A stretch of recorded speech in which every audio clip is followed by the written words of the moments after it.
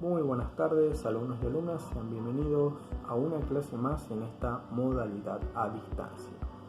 La clase anterior habíamos trabajado con trigonometría aplicada en circuitos RL.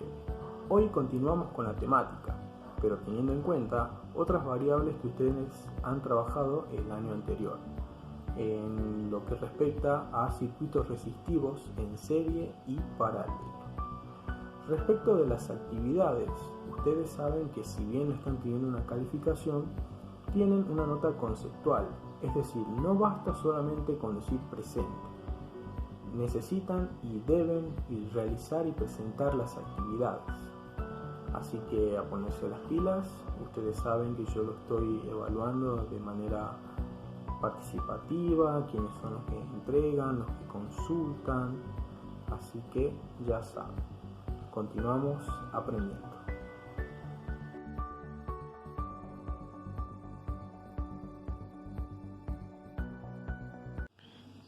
Para el caso de los circuitos resistivos RL, vamos a tener en cuenta conceptos que ya han trabajado años anteriores. Con el siguiente circuito, observamos que tenemos justamente dos resistencias conectadas en serie. Se dice que están en serie cuando se encuentran una a continuación de la otra. Pero para su resolución necesitamos asociarlas y tener en cuenta algunos fenómenos que ocurren dentro de las magnitudes. Vamos a hacer un análisis. Si deseamos saber cómo es la corriente en una asociación en serie, vamos a decir que son iguales para cada uno de los elementos. ¿Por qué? Porque la corriente que recorre en este tipo de conexiones es la misma para ambos. ¿Por qué? Porque recorre el mismo conductor. Entonces decimos nosotros que la corriente en la resistencia 1 es igual a la corriente de la resistencia 2. Dicho de otra manera, es la misma. No ocurre así con las tensiones. Van a ser distintas. La tensión en BR1 es distinta a la tensión de BR2. Para asociarlas debemos marcar que vamos a hacer una operación en ellas. Ahora, a esa asociación la podemos llamarlas con nombres como RA o resistencia total. En mi caso voy a trabajar con RA. Como dijimos que en una conexión en serie las corrientes son iguales, vamos a decir que la asociación va a ser RA igual a la sumatoria de las resistencias. De esa manera nosotros en un esquema indicamos que vamos a asociar y a un costado realizamos las operaciones, obviamente siempre primero con una simbología.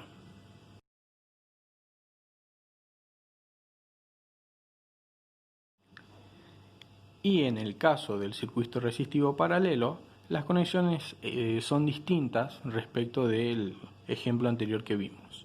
¿Por qué? Porque son sus extremos que están conectados entre sí. Veamos qué ocurre con la corriente en un circuito en paralelo. Cuando la corriente ingresa en un nodo, es decir, un nodo es el punto de unión de dos o más conductores. Cuando la corriente ingresa en un nodo, se divide para cada uno de los nodos correspondientes. Estos serán I1 y sub 2.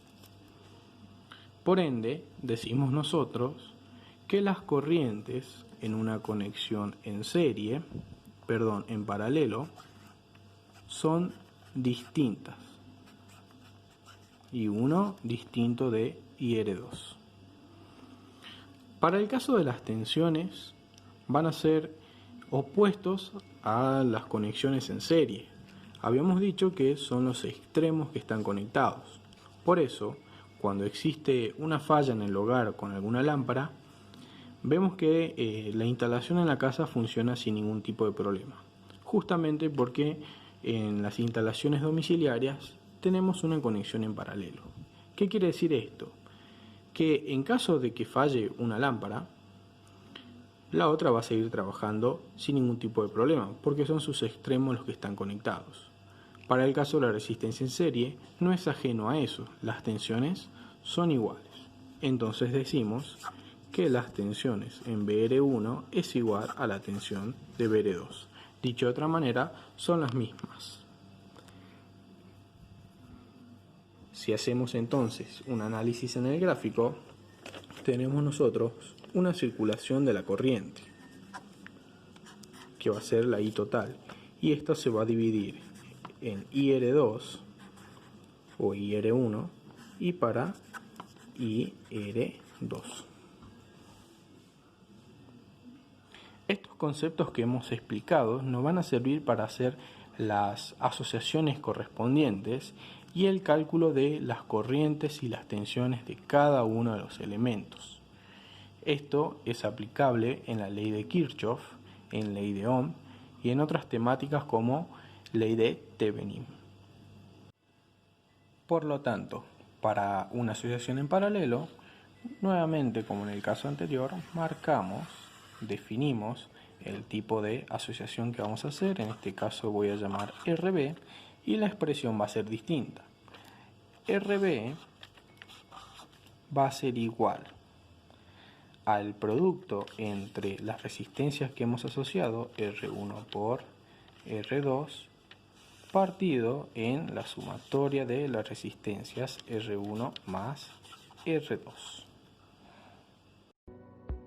Bueno, bastante sencilla la explicación que han tenido.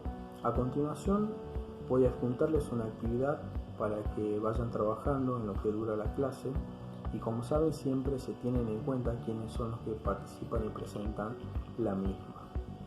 Y también voy a subirles un video simulando uno de los ejercicios propuestos, en donde realmente se manifiestan los valores que hemos calculado.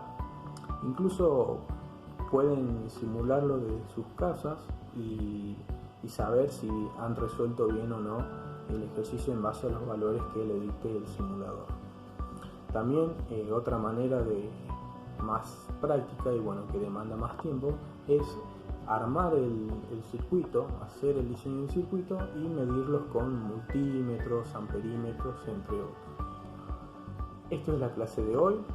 Espero que me sigan proponiendo temas respecto a la electrónica. Esto es circuitos RL y estos son circuitos resistivos en paralelo y serie. Continuamos aprendiendo. Nos vemos el día miércoles. Gracias.